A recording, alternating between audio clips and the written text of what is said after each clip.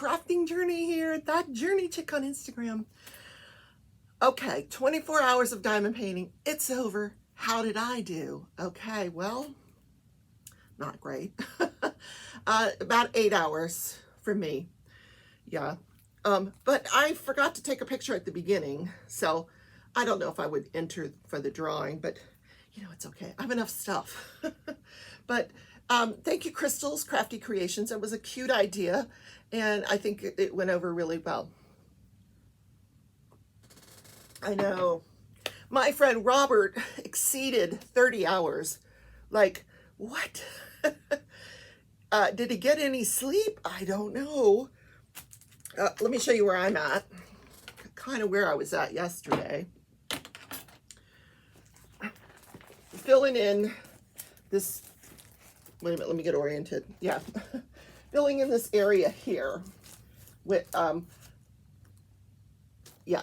I didn't find the container with the drills, but I found the, you know, usually if there's several bags in the kit, I would just put one bag in the container. So I still had more bags of that color. So plus it's 820 and I have plenty of square 820 in my storage. So I'm not really concerned about that.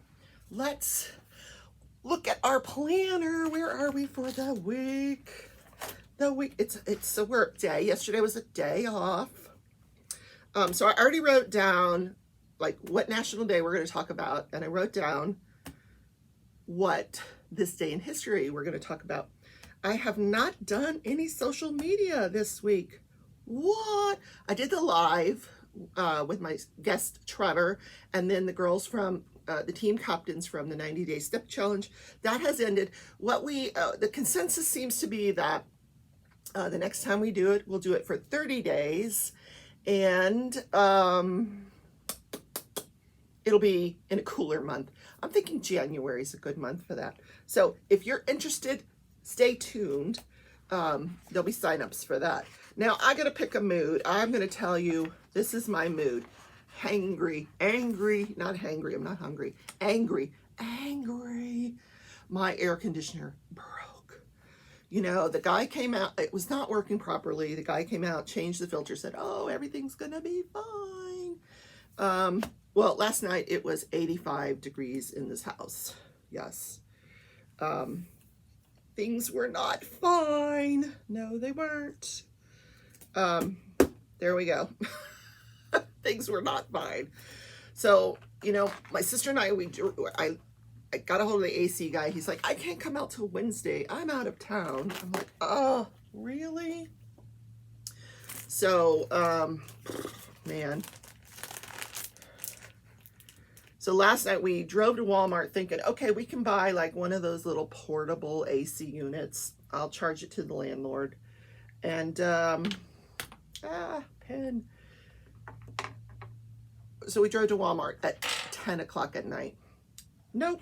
All they have is fans and radiator heaters. Yes, heaters. I don't need a heater. Yeah. Oh, no heater. So we came back home and we just opened the windows because it was actually cooler outside than it was inside.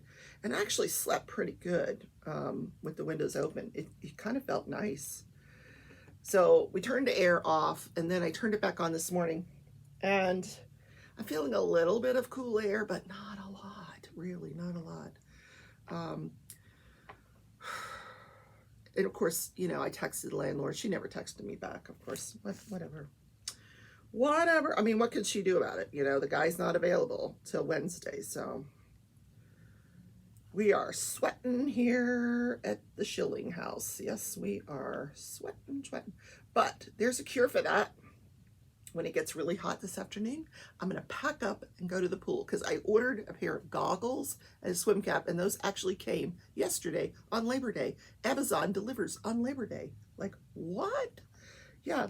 So I'm going to take my goggles and my swim cap, and I'm going to go down to the pool when it gets really, really hot today, and we are going to do some swimming. Yep. Some old lady dog paddling. No. I do know how to swim. So last time I did 30 minutes, so I'm just going to try to do the 30 minutes again. we'll see how that goes, because I don't ever want to be on another 10-day no-buy. Oh my gosh, no, because all of these diamond painting companies had Labor Day sales. Diamond Art Club had buy one, get one half price. Dreamer Designs has buy one, get one 30% off. Check out Dreamer Designs. I don't talk about them enough.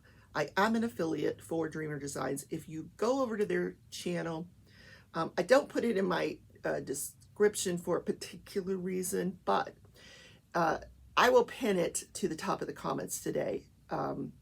My code, Rebecca15, Dreamer Designs. That's pretty easy to remember anyway. But check out their website, dreamerdesigns.com.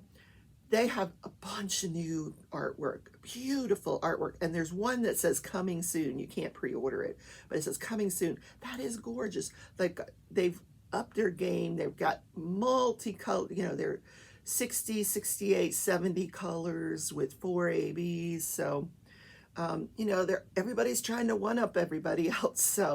So is Dreamer Design. So check them out. If you happen to find something in your cart, use the code Rebecca15. You'll get a discount off your purchase. Yes, 15%.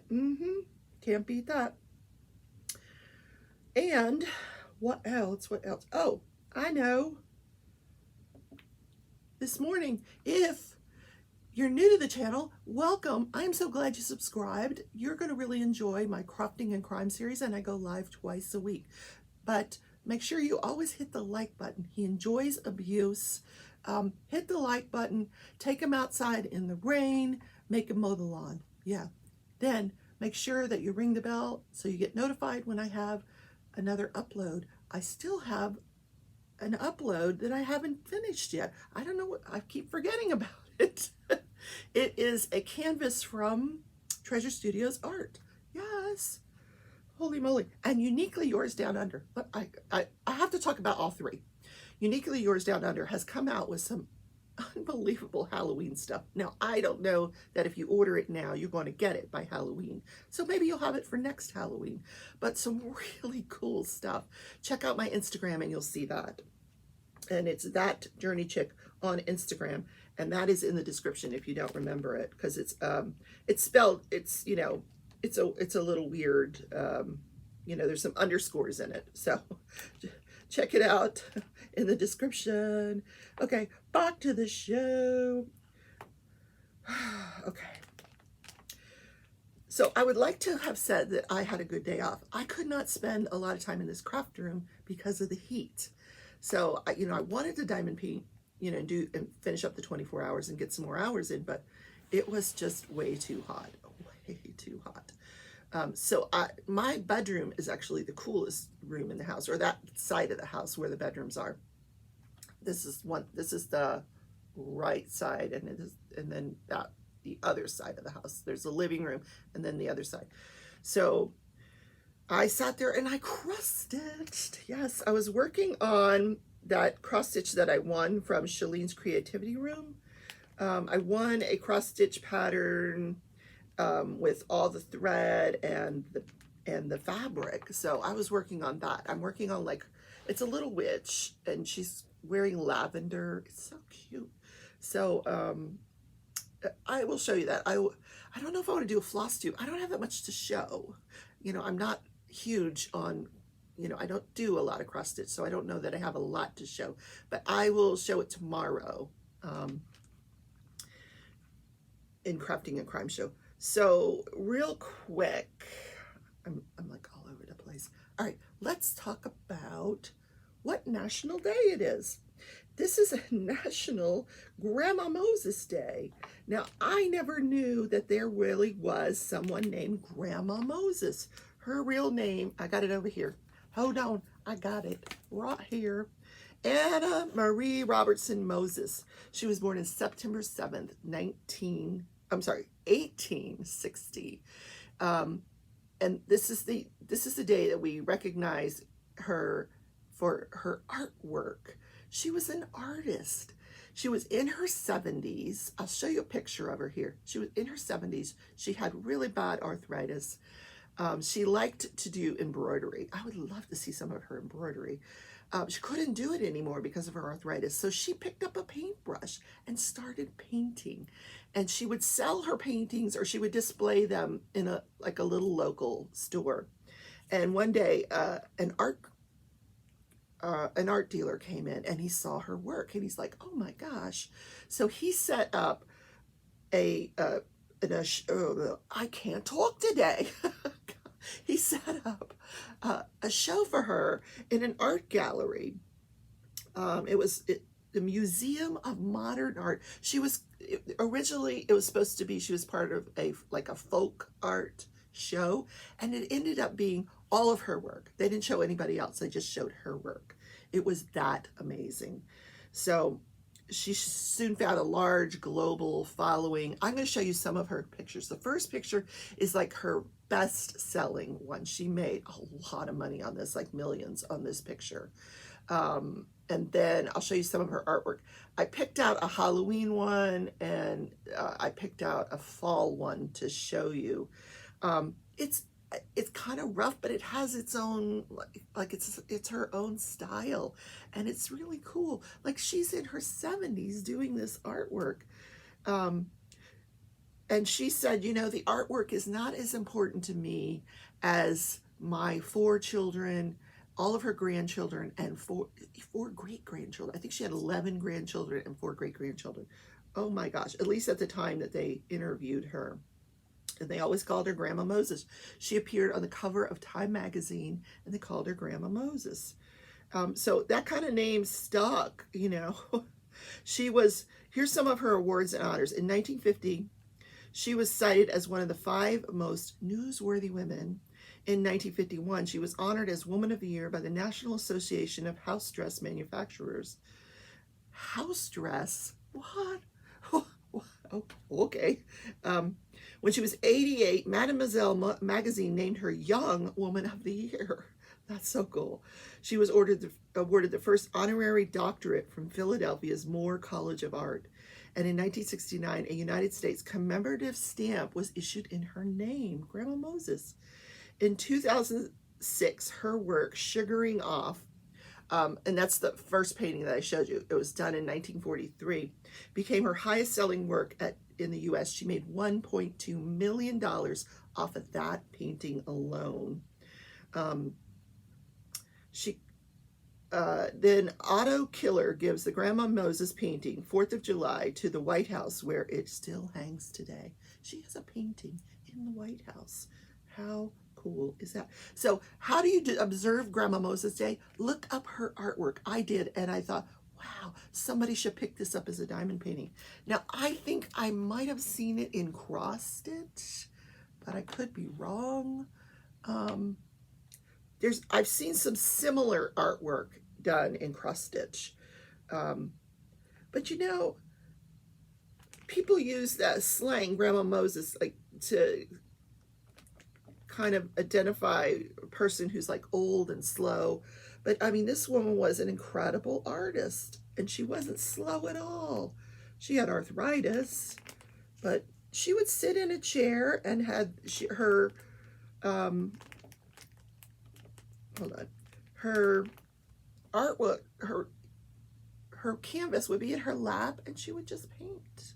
I mean, how cool is that? Maybe I will discover my talent at 70 years old. Yes. Do you think Grandma Moses would have enjoyed diamond painting? I think she would have. I don't know that she could have done it, though, with her arthritis. Maybe, I don't know, but it would be hard to have the canvas in her lap and diamond paint. Anyway. One day, one of my diamond paintings is going to hang in the White House. No. That would be fun, but no. It's like, hey, President Biden, would you like a picture of an Alice in Wonderland for the White House? And he'd go, no. Poor guy. He's just getting older by the minute. President Biden. Is he like our oldest president? I don't know, because, man, I worry about him sometimes. I'm just concerned for his health. I think it's too much stress for somebody that age. I don't know. Yesterday when we went to Walmart, there's a video of my sister and I going to Walmart. She picked out some stickers for me. So we have, this one is fall leaves. How cute. So I'll put that in my planner. And some butterflies. Look, oh, they're like a foil. Isn't that pretty?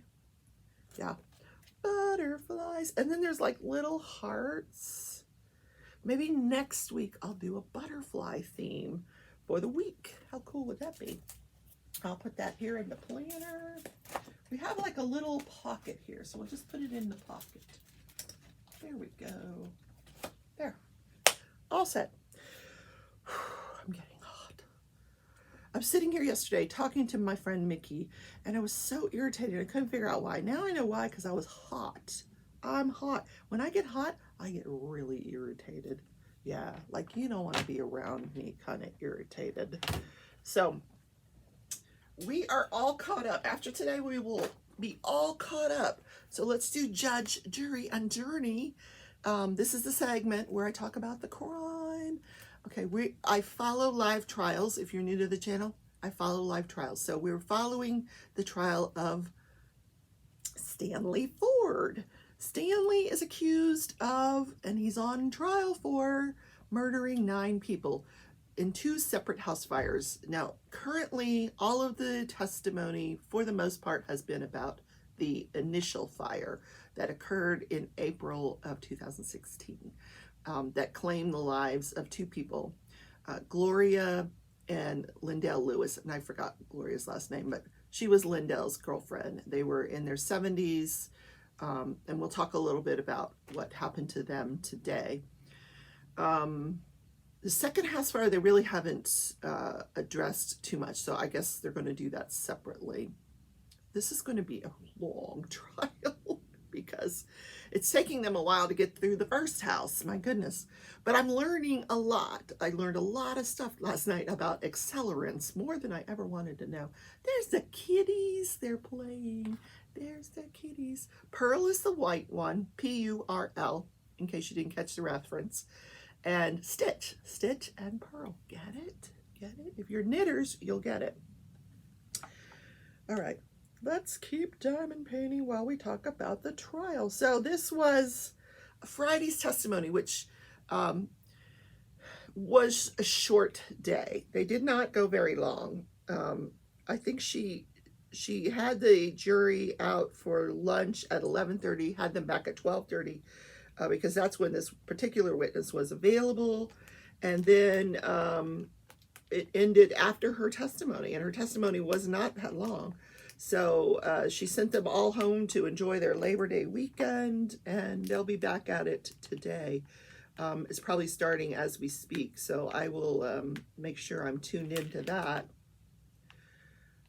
I'm thinking I need to get dressed and just go into the office where there's air conditioning. Yeah. Or I'll just, I don't know. Oh my God. I hate going in the office. You know that. Oh, well. All right. Back to, I'm digressing. So the first person on the stand, and this would have been Friday, this past Friday, the first person on the stand was a fire investigator. Now, he was from the Akron Police Department, or the Akron Fire Department. So he testified that, after completion of all of the investigation, they determined that the origin of this fire was outside of the house and not inside.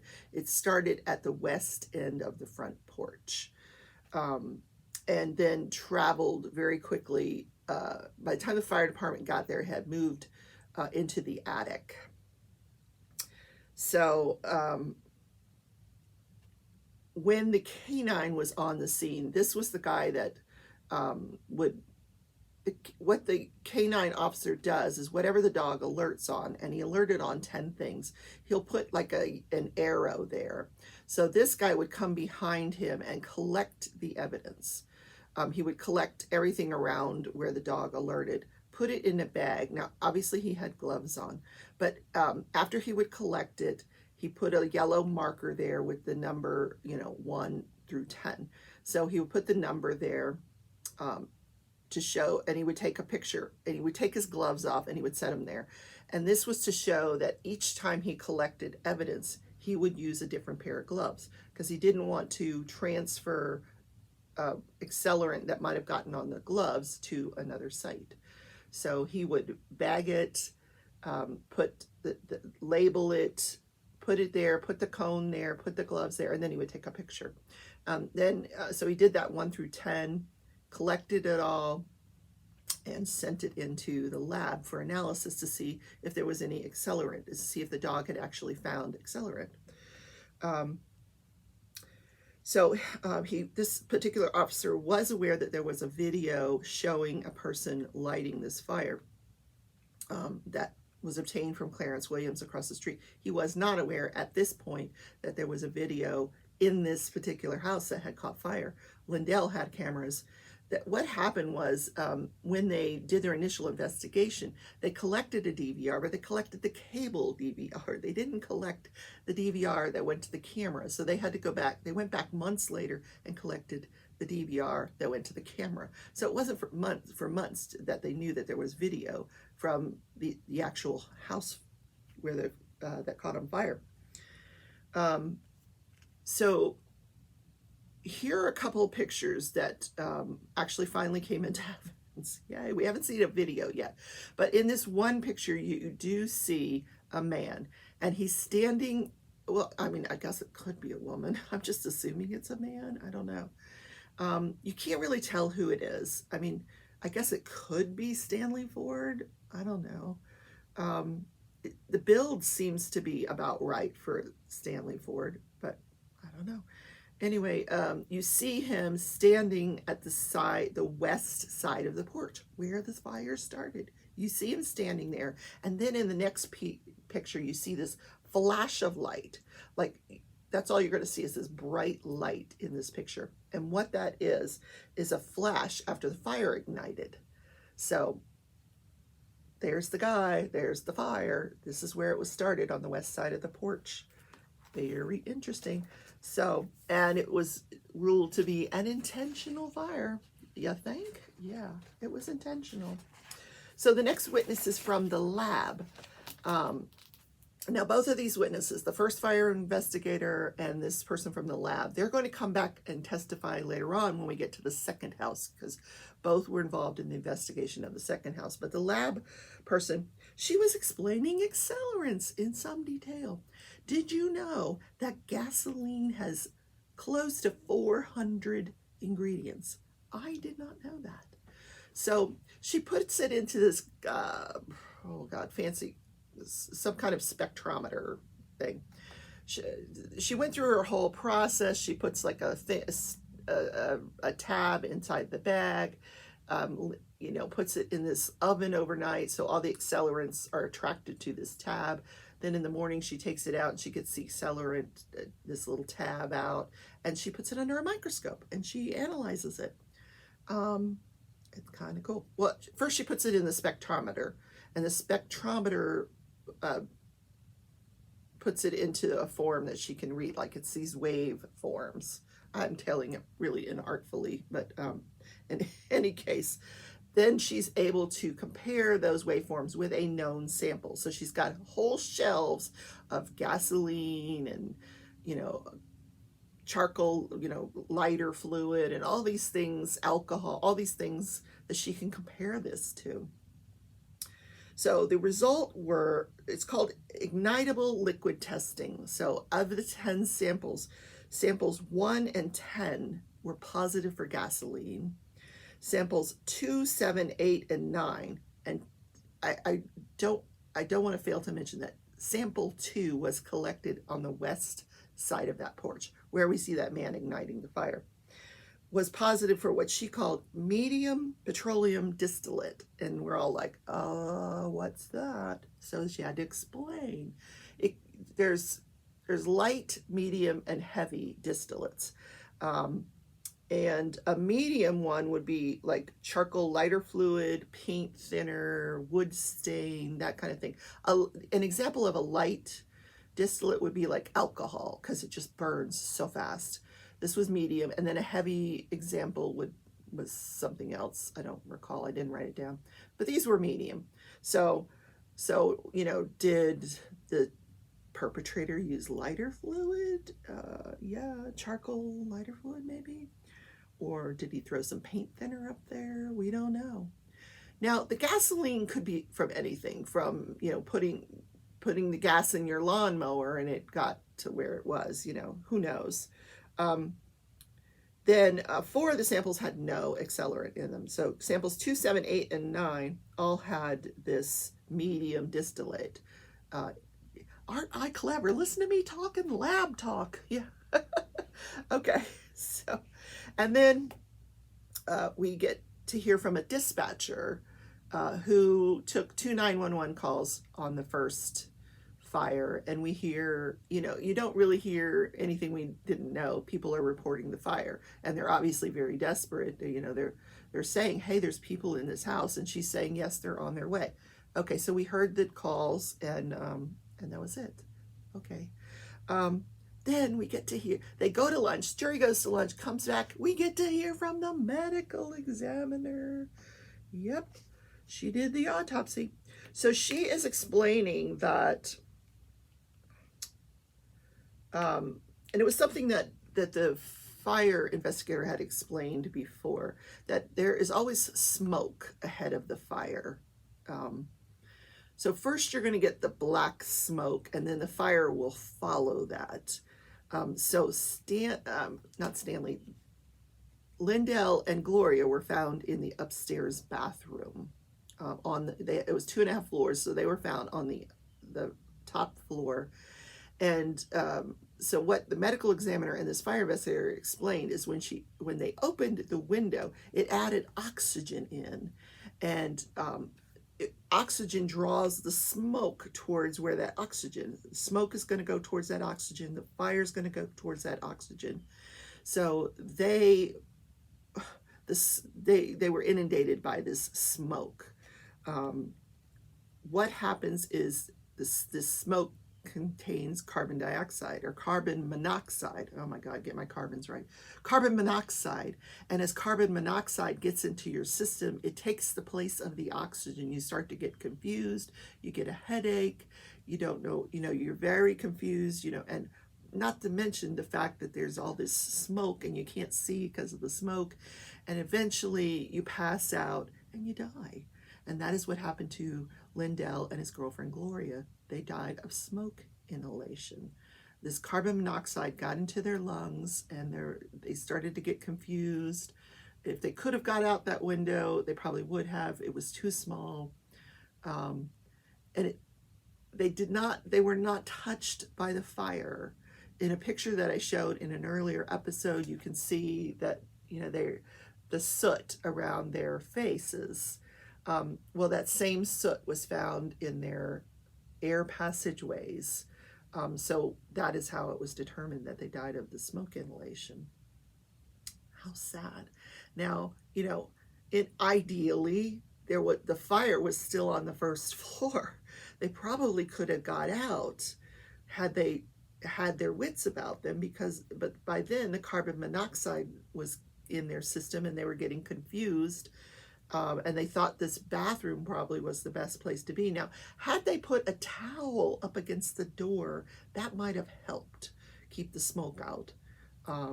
It does not appear that they did that. So unfortunate. It really, really is. Oh my gosh. So that was the testimony for the 5th day of the trial. So we finished 1 whole week, and the plot keeps getting thicker. Yes. So ask me anything you want to know about accelerants. And yeah, I might be able to answer it. I don't know. So this day in history, I don't remember what it was. Oh my goodness.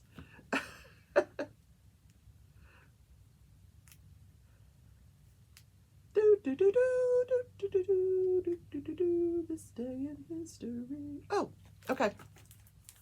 This day in history, 1968, September 7th, 1968, protesters disrupt the Miss America pageant. So this group of protesters, these were women who felt they were being, that women were oppressed, and they actually really were back then. They would meet, and let me tell you what the name of this group was. Women's Liberation. No, that's not the name of the group. But that's what they were advocating, women's liberation. Okay, it's a group of advocates. They were out of New York, and they were called the New York Radical Women. And they met, and they were having conversations, and they were all talking about things that had happened to them, and they were all like, me too, the Me Too movement. This was the 1960s version of the Me Too movement. So the one girl says, let's organize a protest around the Miss America pageant because it just stands for everything that we're against. Women that line up and walk on, that minimal talent, they're judged for their beauty and not their brains. This is an ideal way to get our message out. So they broadcast, they found a way to get it out there that they were going to have this march on the Miss America pageant, and that they were going to take a bus from New York to New Jersey, Atlantic City, New Jersey, where the pageant took place. So they ordered 2 buses. So when they show up that morning to go to the Miss America pageant, 300 people showed up. So they're on the phone trying to get more buses. The only buses they could get were these buses that took the Hasidic Jews back and forth to where they needed to go. So they all went to this rally in these buses with Jewish symbols all over them. So they get there, and there's thousands more people when they get there. So they're all protesting and carrying signs, and they had what they called a freedom trash can, and they were asked to put in that trash can symbols of oppression. So the bras went in there, the girdles went in there, curlers, false eyelashes, wigs, everything representative of cosmopolitan. So they throw all that in the burn barrel, but they never started a fire. Now, a reporter, he headlined an article that said they were bra burning. They were not burning bra. They never burned anything. It was all a myth, so he could have a fancy headline.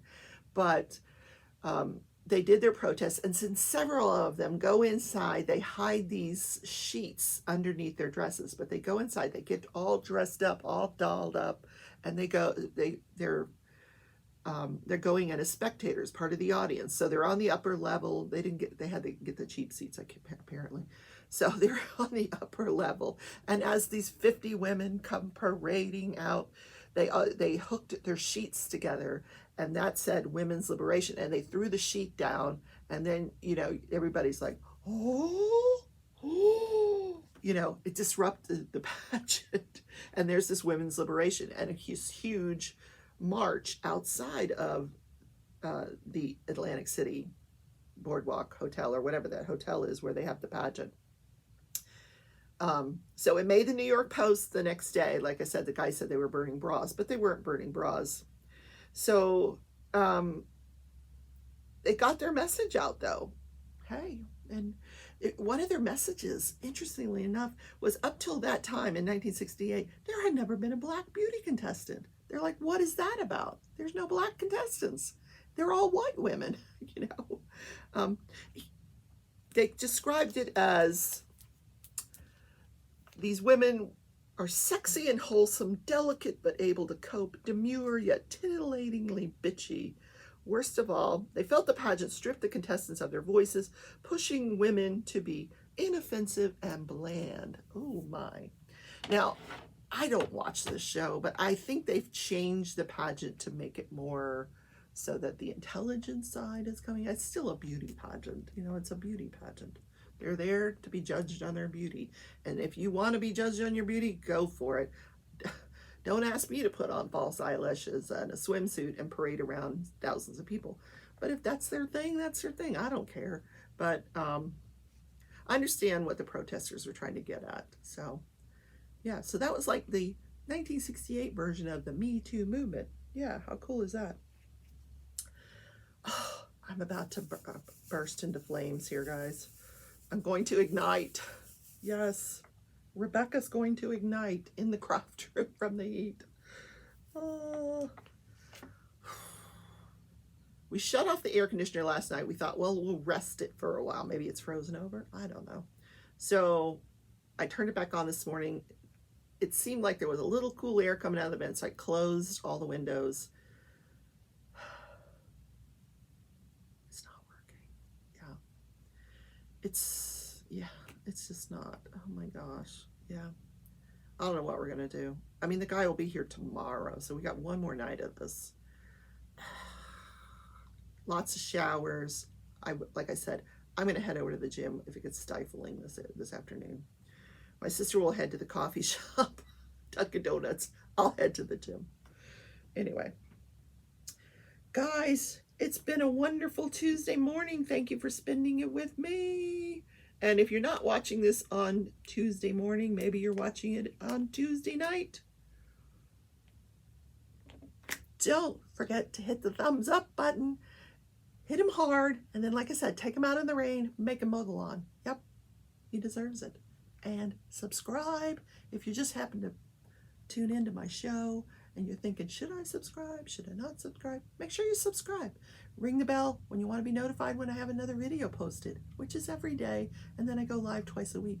You never know when I'm going to pop up from the car. Yes, I know driving and videoing is dangerous. I get that, ladies and gentlemen, but I have it on a stationary, the camera's stationary.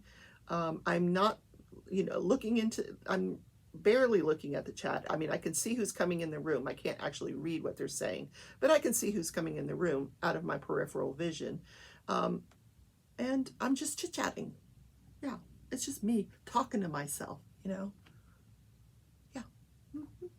I talk to myself.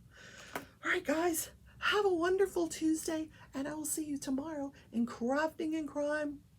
I love you. Bye.